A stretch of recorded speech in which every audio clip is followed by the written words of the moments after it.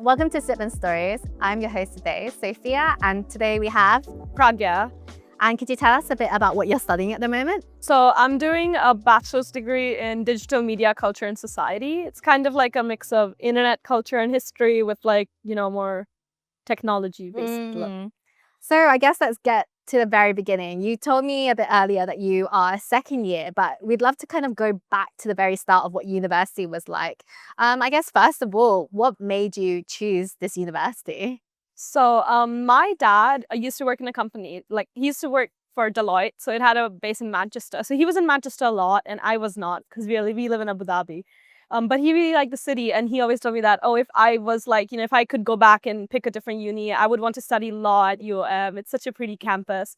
And so when time came for me to apply to unis, they were like, if you want to go away from home, then you should go to places we know. So that's kind of, and also because it was a good university reputation. Yeah.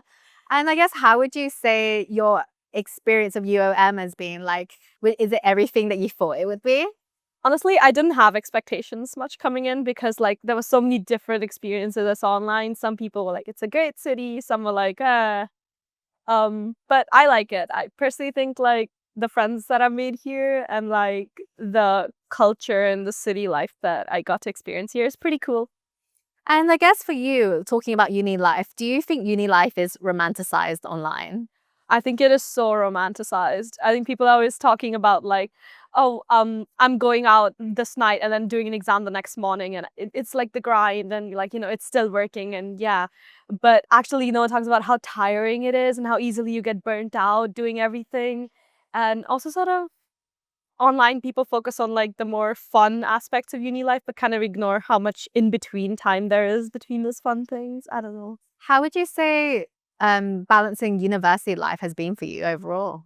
I feel like it's been pretty okay because my degree is relatively on the lighter workload side. So I found that if I delegate certain days where I just have time off to do whatever I want, I can maintain a pretty good balance. Like on Thursdays and Fridays, I don't have uni. So I'm like, okay, so I'm going to go out and have fun with my friends and do those things on Thursday and Friday and Saturday. And then Sunday I lock in. And the rest of the week, I'm like, this is more work and uni focused. And that way I've gotten into a rhythm of doing things. But it was definitely not there during first year. I had to figure that out after my first semester. And I definitely didn't start eating healthier until later into my uni life. Yeah, and I guess you talked about obviously how it was from first year up until now.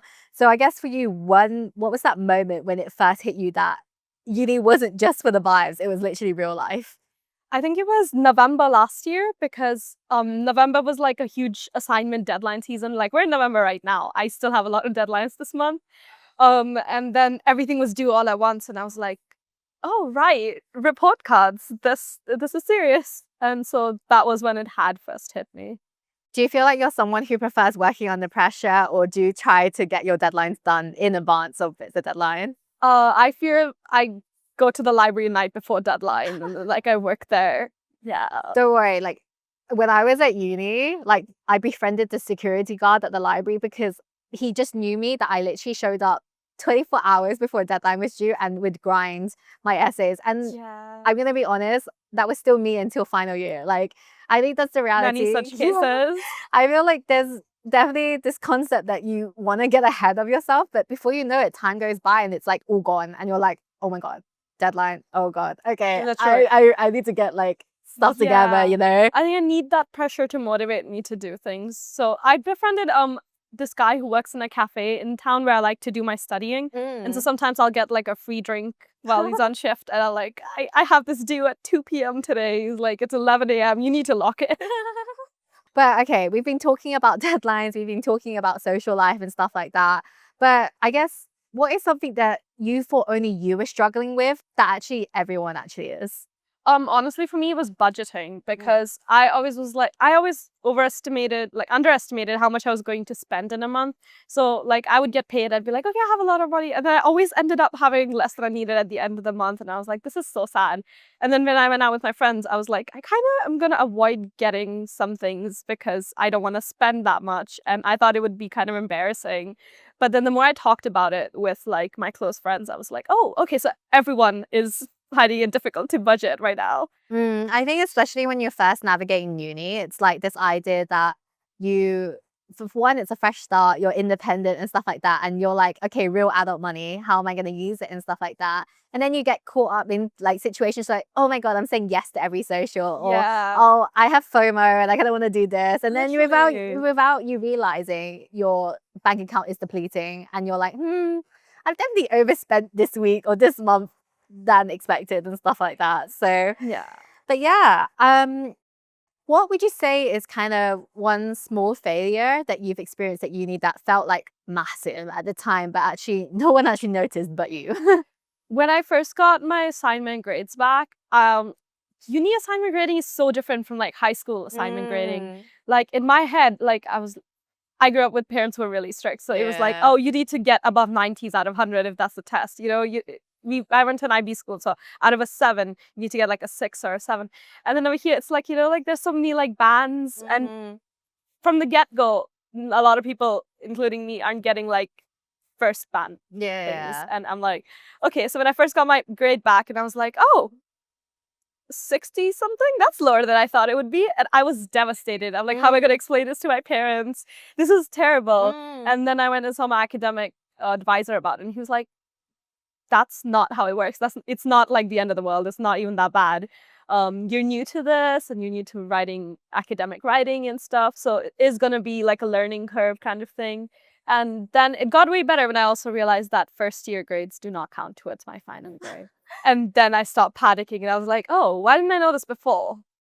Yeah, I also realized a bit late because I feel like I was try harding first year, and then everyone was like, no, you should like chill out and do everything that you want to do, because when you hit second and third year and it really counts. I was like, oh damn. But also I totally get it about the whole academic like grading system, because obviously like a pass rate is around what, 40, right? And Yeah. I was like, 40? Like that seems so low. Like especially when you're like knowing things are like out of 100, for example. You're like, Yeah. oh my God, like that's a pass rate. But actually what, a 60 is like a 2-1, which is like the second highest grade you can get. But you don't think about it. Yeah. You're like even a 70, which is technically a first class and stuff like that. You're like, that feels so low compared That to a feels so low. 100, right? Yeah, especially when you grow up hearing, where did the 30 points go? And I'm just like, I don't know. It's hard because the thing is, the reality is especially essays and whatnot and stuff like that, like it can be, it's like so subjective as well. Like there's Yeah. no, and academic writing hits so differently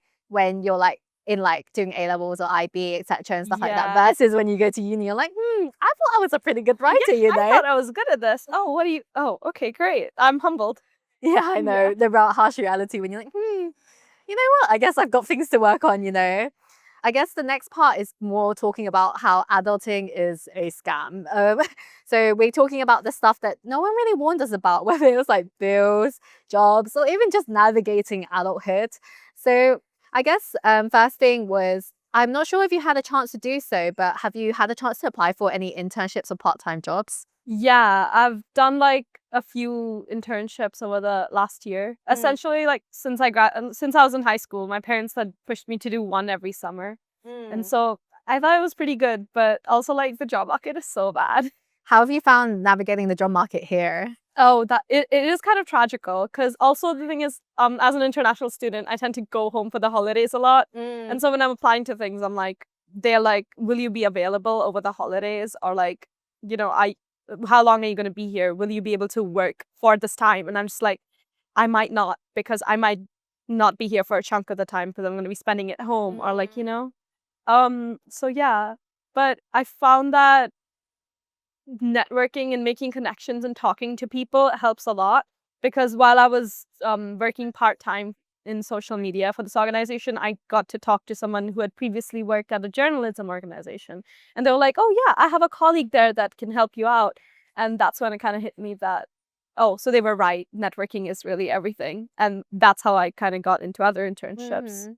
And obviously you've had quite an experience in terms of searching for jobs and internships and stuff like that. But do you find yourself worrying about finding a job after graduation? Yeah, try not to think about it.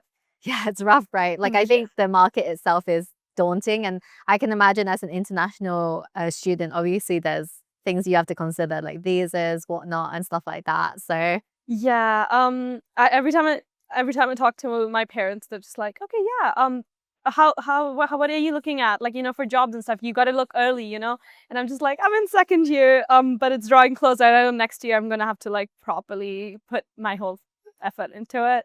So I'm not even sure if I want to like work here or if I want to work in Abu Dhabi. Yeah, I was gonna say, do your parents have any particular expectations on where you're working or whatnot? They don't care as long as I have a job when I graduate. So they're like, apply everywhere. Wherever you get it, move there. It doesn't matter. So it's all about the like the Yeah. stability aspect for I think them. that's the only thing I want, especially because when I chose a more creative degree, it's like if you're taking a very vocational degree, you know exactly what you're going to work in, what you're going to do after you graduate.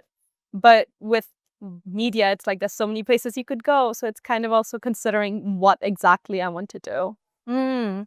And I guess we've also been talking a bit more about how it's shaped you, like university life and stuff like that. But it'd be really good to take a moment to just deeply think about, our identity and how university has shaped us as people. How do you find, your course has shaped you as a person? I feel like, being at university in general has affected the way that I present myself and see myself quite a bit.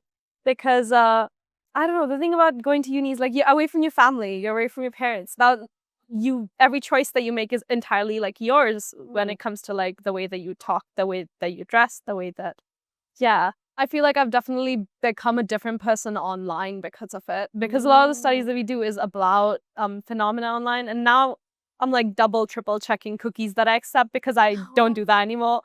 And like it's affected a lot of my online safety behaviors. Like the apps that I use, the browsers that I use, and it's also like opened up a lot of like new facts to me about like media itself. So like when we were talking about PR, I found out that when people are like quotes from spokesperson, that is not from the spokesperson. The spokesperson just signs off on someone else on a company's quote. And like, like how much stuff that we see in journalism is outsourced by companies that are paid to write what it is. And then like, the platforms you visit and how you use them and how you view communication right now as a whole. So a lot of how it's affected me has been in the sphere of viewing and interacting with media. No, that's so interesting. Like, even me as someone who works in social media, like there's so many things like that you just learn to be a lot more aware of and stuff like that. And you mentioned that you've obviously done a bit of work in social media as well. Do you feel like, learning about these things has also changed your approach to social media itself? I feel like I'm more conscious of what I personally post now, especially when I think about how cautious I have to be when posting from an organization's account and things. And now I'm like, oh, that could apply to me as a person as well, especially because it's so easy to find people on there. And I try to keep it really separate though. Like, I try my best to make my account very, you can't find it by searching my name kind of thing. Yeah. You're definitely like really particular about it. Yeah. I unfortunately am a public facing person. So I think there's always that fear of like finding that balance of when you're building a personal brand and stuff like that. It's like how much do you want to show of your life, how much you want to do stuff, but also how much you want to protect yourself as well online, because once that, photos and images are out there, like it's out in the open Yeah, and no, stuff I like use that. a public account too, and I'm like, I reconsider it sometimes, and I'm just like, just don't have your full government name on there somewhere. Because I see some people have their full government name, their username, and I'm like, I see your comments. I don't know if you want to be commenting that. Yeah, it's always a tricky one, I would say. Yeah. But obviously with the nature of uni life and stuff like that, there's this whole version of what uni is all about, the chaos, even the late nights and the 3 a.m. chats and stuff like that. But how do you feel knowing that it won't exist anymore in maybe a year or so? Oh. That's really sad, but also kind of like I've kind of accepted it. Like, okay, I guess while I'm here to experience it, I will. And then after that, I'm sure there'll be different things that I'll look forward to instead. I kind of feel like this hopefulness to like being even more grown or older, because I feel like I might be more emotionally, financially stable then. And while it is great to like, have these like chaotic moments in my life, sometimes I also feel like, yeah, I wish I was a little more stable. I wish I could have a regular bedtime. It's not gonna happen this year, but maybe like after 25. I don't know. I'll miss it, but I'm also like I made my peace with not having it forever. Yeah, I mean, I'm gonna tell you now, as someone who's 28, my sleep schedule has not improved that Oh, much. Like, okay. there's definitely people who naturally build that like sleep schedule, but sometimes there are moments where things get a bit chaotic, and sometimes you end up staying up late, watching a show or doing stuff. Like, it does happen, but I think there's definitely a balance between what uni life is like versus like what work life is like just how much more tired you Yeah. get and whatnot. But you've still got such a long way to go. But now that you're in second year, I guess if you were to talk to a first year right now, what piece of advice would you give to them? When you're drinking, have a glass of water between every drink that you have. One full glass of water. And be with people that you actually know, not people that you've met that night. Like, maybe try to get to know people better before you go out with them, because you don't want to find yourself alone, and you don't, well, this is the first time you're meeting people, so be careful who you fully trust or rely on. There have been a lot of my friends, and I've had some bad experiences with people that I've just met, and then because I was like, oh, I'm new to uni, I don't know anyone, let's just like be best friends. So be a little more careful in picking and choosing the people that you choose to keep close around you. And like, sometimes some people are meant to be experiences in your life and not like just someone that's there forever. Yeah, no, I definitely relate on that level. Like, I think me as a person, I always find that I tend to open up quite easily. I quite an open book as a person, but in times it can make you quite vulnerable in a lot of Yeah. situations and stuff like that. But I agree, like sometimes these people are your experiences and they develop you as individuals. Like, yeah, it was a rough time. And I admit, like, maybe I was going through it at that moment, but I think that's how you kind of learn to navigate and pick, the good crop from the Yeah. bad crop, right? But the friends that you make in first year that are here till the end of first year, and you still talking to at the beginning of second year, they will stay with you. Yeah, Yeah. I think that's the main thing because sometimes you just have to filter through people. Like, Yeah. it's rough, right? You get it, but at least you know who your real ones are. Yeah. And I guess to end things with a kind of a more positive note about uni and stuff like that, what is one thing that you found yourself really proud of? I feel like I learned how to cook really well too first. I was kind of forced to do it. At first it was just cereal and pasta. And then like I started thinking, I feel better when I eat vegetables and fruits. And like, oh, like proteins and vitamins and minerals are good for you. And then like, now I can like make different things and meal prep for the week in advance and not have to eat the same 3 dishes on the roof. So I feel like that's a skill that I learned that I really think is important. And like, Would you say you were a picky eater growing up, or was it more no, just but like, I was a bad cook. okay, yeah. I mean, I went into uni not really knowing how to cook, so completely understand. But I guess now that it's been about 2 years or so of uni life, what would you say is your go-to meal to cook? I make this like Indian dish called palak paneer. Indian cooking used to be really intimidating to me because I was like, oh, so many ingredients, so many spices. But now it's just really easy to make it because I have everything organized and now I know what I need and what I'm going to use. And so like I make that and I put it into a sandwich, which may be bad because my Indian peers will hate me for it, but it's delicious. It's great. I love making it. No, I'm really glad that you, one, get in touch with your own culture and stuff like that. And I think it's so important because, like, navigating the whole cooking scene, I think, is an adventure for anyone, especially when you're first establishing independence. But as we get older, so you just naturally learn more and stuff like that. So, and honestly, good on you for meal prepping, because I went through a phase of meal prepping and it was great until it wasn't. So honestly, it's like a whole routine. So you should be proud. But yeah, I guess the main thing is that, I hope you had a really good time talking about this stuff and reflecting on university. It would be great if we could cheers to end everything. So Oh, yeah. yeah.